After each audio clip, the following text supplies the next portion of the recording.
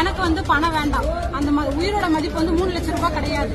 ஓகேங்களா? சின்ன குழந்தை இருக்கு, வாழ்வாதாரம் வேணும் எனக்கு. இந்த குழந்தைக்கு கவர்மெண்ட் ஜாப் வேணும்னு கேட்டேன். அதுக்கு பின்னாடி இருந்து ஒருத்தர் வந்து தட்டினாரு, மீடியா இருக்கு சார், ஸ்லோவா பேசுங்கன்னு சொன்னாரு. ஓகேவா? கலெக்டர் கிட்ட கேட்கும்போது கலெக்டர் என்ன சொன்னாரு, இங்க இருக்காரு பாருமா, உங்க ஊர் எம்எல்ஏ அமைச்சர் தான் இருக்காங்க, அவங்க எல்லாம் இன்னைக்கு இருப்பாங்க, நாளைக்கு மாறிடுவாங்க. அவருடைய பதவி காலம் வந்து 5 வருஷம் தான், அடுத்து மாற போறாங்க. நாங்க எங்க போய் கேட்போம்? எங்களுக்கு மேன் பவர் சப்போர்ட் கிடையாது, ஆள் சப்போர்ட் கிடையாது. நாங்க அலையறதுக்கு நாங்க அதை கேட்கும் போது என்ன பண்ணாங்கன்னா, கம்பல் பண்ணி பிரஷர் பண்ணி வாங்குங்க வாங்குங்கன்னு சொல்லிதான் எங்களை வாங்க வச்சாங்க. அந்த வீடியோ அங்க எடுத்தவங்க எல்லாருக்கிட்டையுமே ப்ரூஃப் இருக்கும். அங்க நிறைய சாருங்க இருந்தாங்க, என்ன தெரியாத ஒண்ணு தெரியாதான்னு.